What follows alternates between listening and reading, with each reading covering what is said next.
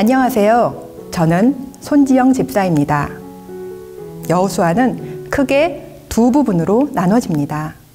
먼저 1장부터 12장은 가나안 정복전쟁, 그리고 오늘 시작될 13장부터 24장까지는 정복한 그 땅의 기업 분배에 관한 내용입니다. 모두가 가나안 정복이라는 한 가지 목표를 향해 힘을 모아 달려갈 때는 괜찮았습니다. 진짜 어려운 것은 그 다음이지요. 정복한 그 땅을 어떻게 나눌 것인가? 바로 지금부터가 진짜 문제입니다. 오늘 8강의 제목은 이 산지를 내게 주소서, 한계를 뛰어넘는 도전입니다. 이 도전은 세상적인 자기개발, 즉 자기를 확대하고 자기 영역을 확장시키는 것이 아니라 오히려 자기를 부인하고 말씀으로 자신을 관리하며 하나님이 주신 약속을 향해 거침없이 나아가는 것을 뜻합니다. 여호수아 8강은 13장부터 15장 사이의 내용을 다룹니다. 먼저 13장의 주제를 살펴보겠습니다.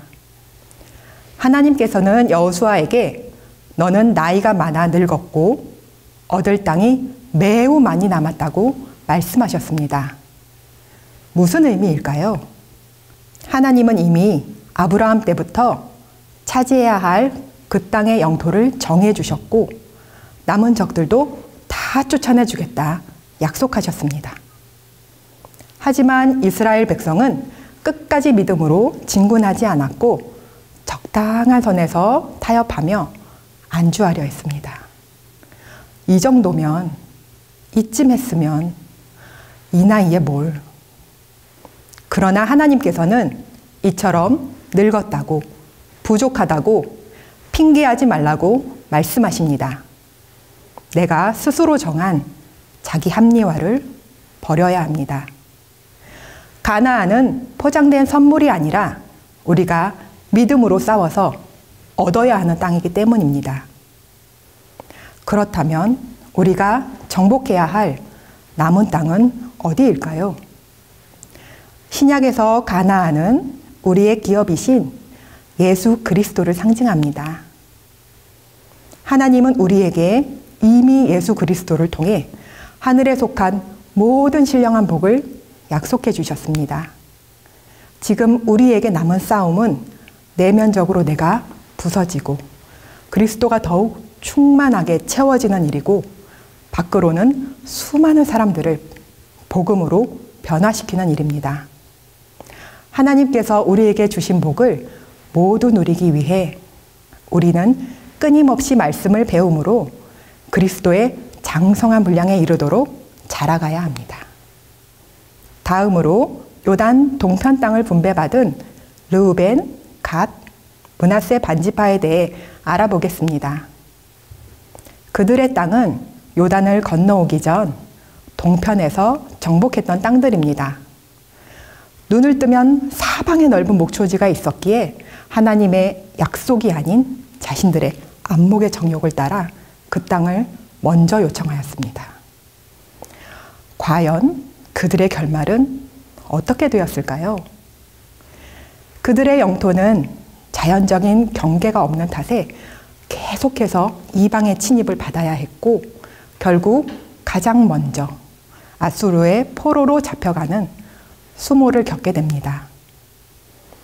지금 나는 하나님이 내게 주신 약속을 따릅니까? 아니면 내 욕망을 따릅니까? 자신의 욕망이나 소원을 통해 온 것은 결국 잃을 수밖에 없습니다. 이어서 조금 특별한 기업을 받은 레위 지파의 이야기입니다.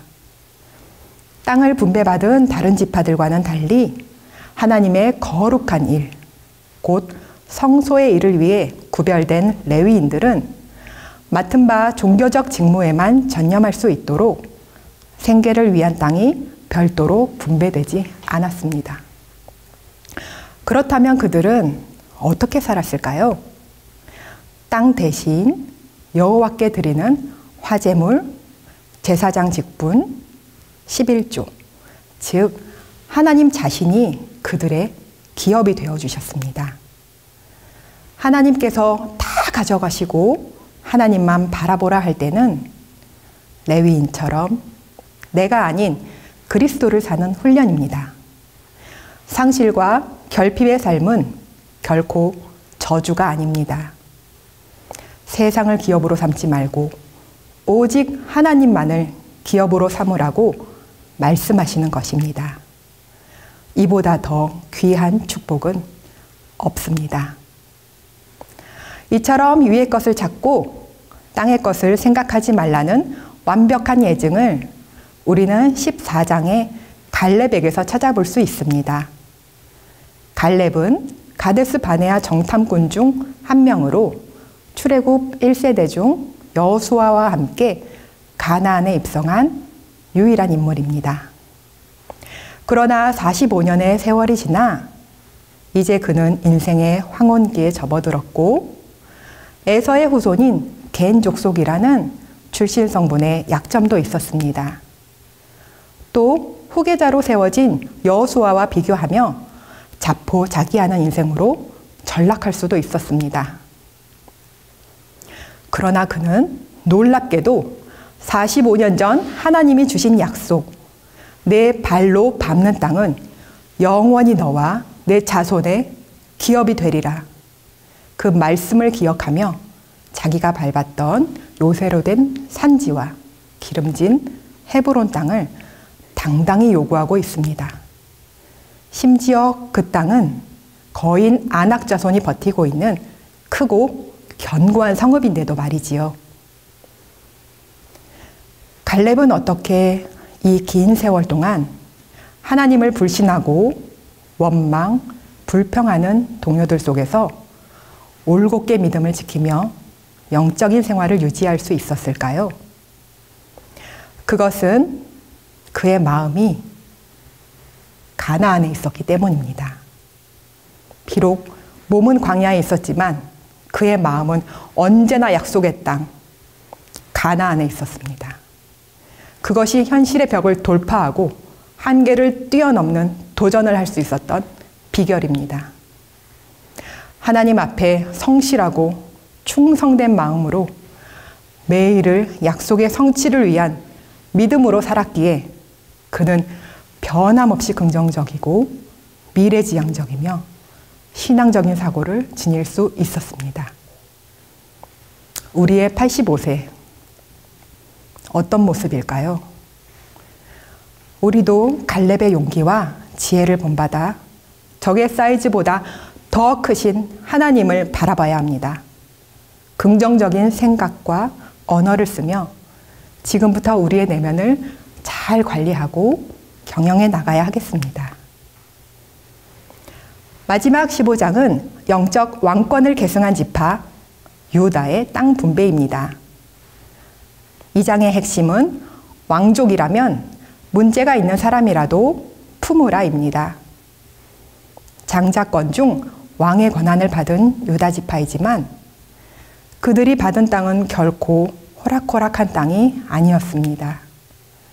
더욱이 그들은 예측 불허의 불덩어리 같은 존재, 시므온 지파에게도 넉넉히 자신들의 땅을 나누어 주며 그들을 함께 품고 갑니다. 이것은 우리에게 좋은 환경만 감사하지 말고 불편한 환경, 어려운 역경을 통해 나를 강한 왕족으로 키우시는 하나님의 계획하심을 바라보게 합니다. 특별한 환경에 복이 있는 것이 아닙니다.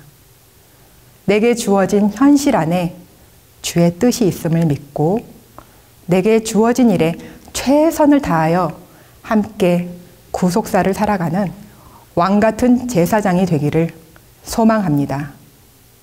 저는 남편이 갑상선 암수술을 받은 지 얼마 되지 않아 이달 초 친정아버지께서 갑자기 뇌출혈로 쓰러지셨습니다. 모든 걸 다 포기하고 싶은 그 눈물겨운 시간을 여호수아와 함께 살아내며 출애굽기와는 또 다른 은혜를 경험하게 되었습니다. 출애굽기를 통해 제 인생 모든 여정이 하나님의 구속사 안에서 해석되고 앞으로 가야 할 방향성을 얻었다면 여호수아는 오늘 내 삶의 현장에서 벌어지는 수많은 영적 전쟁에서 승리하는 비결을 알려주었습니다. 말씀으로 살아내는 하루하루, 저는 여호수아였고 라합이었고 갈렙이었습니다. 지난주 사랑하는 아버지를 천국으로 보내드리며 다짐한 것이 있습니다. 라합으로 시작해서 갈렙으로 죽자. 비록 나와 내 가정 하나 살려보자고 시작한 신앙생활이지만 하나님이 나의 지경을 넓히시고 눈을 들어 하늘을 보게 하셨으니 나의 마지막은 꼭 갈렙과 같이 믿음의 덕장으로 맞춰보자. 그 작은 자가 천명을 이루겠고 그 약한 자가 강국을 이루게 하실 주님의 약속을 믿습니다. 아버지는 하늘 본향으로 돌아가셨지만 아버지께서 남겨주신 믿음의 유업, 하나님 나라를 향한 한계를 뛰어넘는 도전을 저는 계속 이어나가겠습니다. 지금 여기에서 끊임없이 말씀을 배우고 전하고 나눔으로 지극히 작은 저를 통해 하나님의 원대한 구속사에 생명이 흘러가기를 간절히 기도합니다. 감사합니다.